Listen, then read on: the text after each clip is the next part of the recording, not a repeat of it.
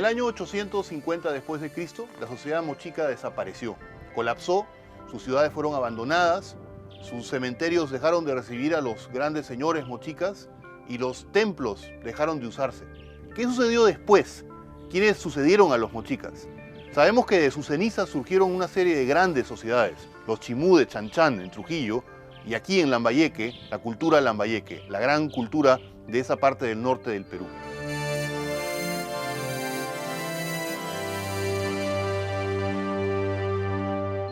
Hoy, en Umbrales, vamos a explorar quiénes fueron los herederos de Nailamp.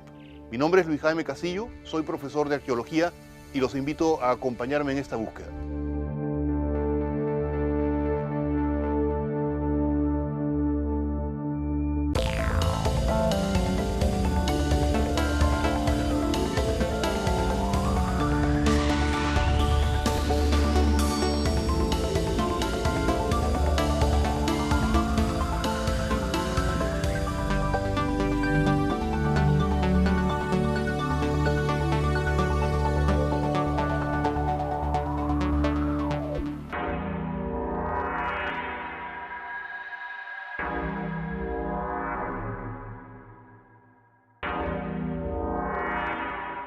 En el año 850 después de Cristo, los mochicas del norte del Perú han colapsado. En su lugar, sociedades como los chimú al sur, cerca de Trujillo, y los lambayeque aquí en el valle de Lambayeque, en la región de Lambayeque, se van a desarrollar como las sociedades que suceden a los mochicas. Entre estas dos grandes civilizaciones, por un lado los mochicas, por otro lado los chimú y los lambayeque, media un periodo que es bastante extraño, que los arqueólogos llamamos el periodo transicional. En esta época vemos cómo el legado de los mochicas se va a reconfigurar, es decir, se va a combinar con nuevas ideas y nuevos elementos que vienen de Huari, de la costa central, ¿no? Incluso de Cajamarca, que está aquí al este de esta parte norte del Perú. Parece ser, y eso es lo que habíamos pensado siempre, que los lambayeque, a diferencia de los mochicas, habían sido una sociedad mucho más grande, ¿no? Con reyes más poderosos, que ciertamente se habían enterrado en tumbas realmente repletas de objetos rituales y de culto, como los tumis o grandes vasos de cobre, ¿no? Y cosas que se han encontrado en lugares como, por ejemplo, Sicán, ¿no? O aquí mismo, últimamente, en Chornancap, el personal del Museo Brunin, dirigido por Carlos Wester, ha encontrado la tumba de una sacerdotisa lambayeque. Entonces, estamos en una época de grandes cambios y transformaciones. Estamos en una época en la que estamos descubriendo nuevamente quiénes fueron estas sociedades, cómo se organizaron. Fueron, como hasta ahora habíamos pensado, una suerte de pequeño imperio, ¿no? Que controló esta zona hasta que fueron conquistados finalmente por los chimú.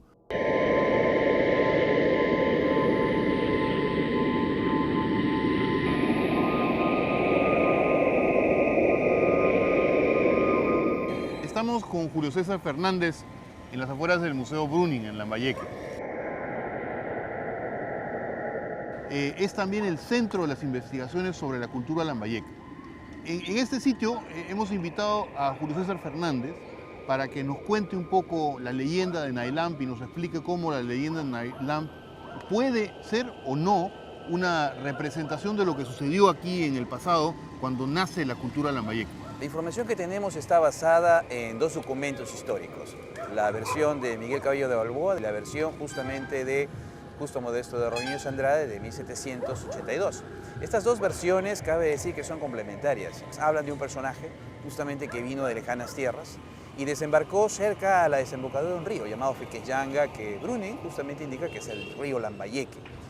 Pues este sacerdote español justamente indica ciertos lugares. Indica que cerca de la desembocadura, llegando más o menos a cerca de 1,5 leguas, casi 2, se construyó el santuario de Chot, lo que se conoce como Huacachotuna actualmente. Claro, ¿no? Entonces, en ese sitio arqueológico es donde Nailamp, junto con Seterni, y cerca de 40 oficiales, entre ellos Fongacic, que derramaba polvo de conchas por donde pasaba su señor, otro justamente Yapchiyuluri, que era el que le hacía justamente la vestimenta, otros personajes como Niña Cola, Niña Gentue, que también le hacían justamente la bebida y tenían también el tema de llevarle y hacerle el anda ceremonial, pues lo acompañaron hasta lo que es el santuario de Chot. Ahí colocaron el ídolo sagrado llamado Yampayek, que sería el antecedente de lo que conocemos como Lambayeque actualmente. Y ahora, ese ídolo está en la base entonces de la fundación del Estado de Lambayeque. ¿correcto? Por supuesto, porque justamente Yampayé, que sería la divinidad tutelar, la divinidad mayor, pues es el símbolo emblemático de esta civilización.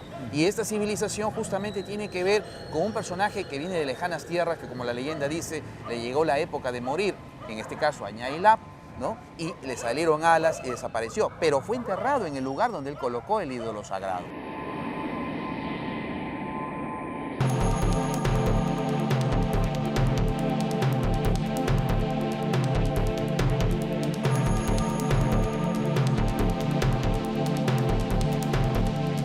Estamos en Huacabanderas, un sitio arqueológico ubicado al oeste de Pacora, que está en la parte norte, digamos, del departamento de Lambayeque. Aquí, durante los últimos años, un grupo de arqueólogos del Museo Brunin ha venido excavando, mejor dicho, rescatando de las arenas que cubrían estos sitios, ¿no?, uno de los sitios más singulares que se han encontrado en la arqueología del norte del Perú.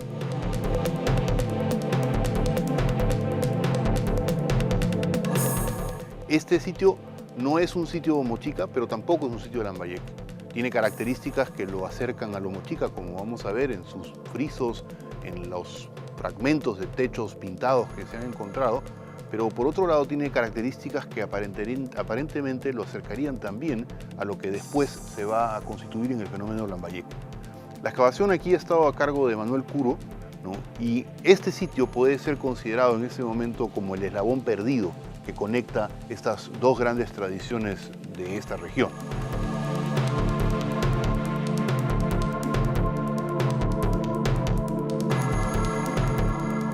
¿Qué cosas sabían de Huacabanderas? ¿Por qué vinieron a esta parte, digamos, a orillas del río Motupe, en una zona donde no ha habido gran arqueología, digamos, en el pasado, ¿no? Había un antecedente ya a través de excavaciones que realizaron en el año 95.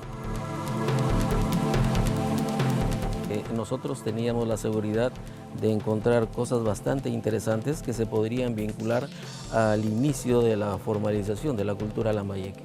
Lo que encuentras aquí te permite decir que hay una llegada súbita de un fundador, o tú ves un tránsito más bien paulatino.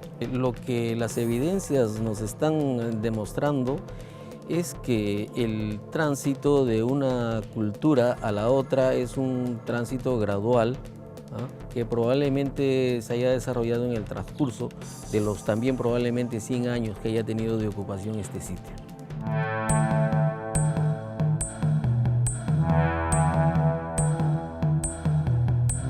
Ahora, ¿cómo podemos conciliar la leyenda de Ñailamp, que dice que todo ocurrió un día? Un día llegó un fundador con un séquito civilizador, con sus mujeres, y él tuvo una descendencia, y la descendencia pasó por una serie de peripecias y al final fracasan un poco y son conquistados por los chimú. ¿Eso es algo que se puede ver en el registro arqueológico aquí? Bueno, definitivamente que no. Es muy difícil encontrar, digamos, evidencias que estén vinculadas con un evento en particular. En este caso, la leyenda de Ñailamp. Los elementos foráneos que nosotros estamos encontrando acá tienen que ver más bien con gente que viene del sur y no precisamente de la costa, sino de la sierra. Ahora, acá tenemos cosas que son raras, porque este corredor, por ejemplo, en el que estamos ahora, pareciera los corredores de Piquillacta, ¿no es cierto? Una ciudadela Huari que está cercana al Cusco, que justamente es un gran corredor con banquetas laterales y con unos accesos cortados.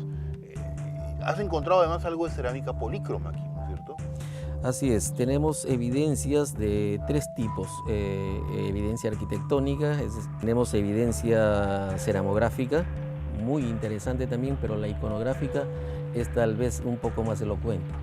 Tenemos cerámica polícroma, como usted decía, ¿no? Y seguramente nos está conduciendo a pensar de que hubo una fuerte influencia que vino de las culturas del sur. Ustedes tienen evidencia de que todo esto ocurrió en el contexto de una situación ambiental bastante extrema, ¿no es cierto? Siempre parece que hubo el problema latente de los meganiños. Aquí en Huacabandera nosotros hemos encontrado fuerte presencia de eventos que están vinculados con fenómenos pluviales muy fuertes. Mucha lluvia. ¿Qué más? Mucha lluvia, pero probablemente también hubieron problemas de sequía. Y lo que también es notorio aquí, la densidad de los acumulamientos de arena, eventos eólicos muy fuertes que ocasionaron un acarreo que terminó por sepultar este sitio. En realidad, Huaca Banderas no tiene paralelo alguno en la costa norte porque las estructuras están conservadas íntegras, ¿no? Las puertas podemos verlas hasta con los dinteles, ¿no es cierto? Y los vanos. Podemos ver los muros pintados, podemos ver los patios. Eso es una cosa única. Esto es novedoso porque hasta hace poco, a falta de información como la que se ha recabado aquí, efectivamente podíamos llegar a pensar que la leyenda de la Ailamp era un hecho histórico, que había habido un fundador, que había venido de algún lugar remoto, que había traído una civilización antes desconocida.